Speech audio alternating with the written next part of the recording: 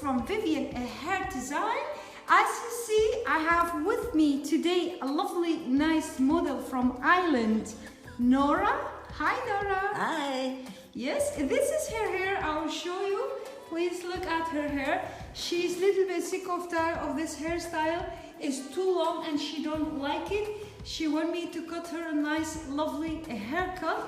So she come to me today and she asked me, just make me nice. We will ask her. So Nora from Ireland, welcome to Vivyan Hair Design. What can we do for you, please? I would like a nice cut, nice and short, easy to look after. Okay, love, we will do our best to make all your wishes done. Yes, Right. we will make her a nice, lovely haircut. I'm looking here, maybe we can cut you lovely, nice fringe from short to long, and we will remove all this from here. It's too long now. We will make her a nice, lovely haircut. So, welcome to Vivyan Hair Design. We will show you how we're gonna cut Nora hair. Bye bye now. Bye.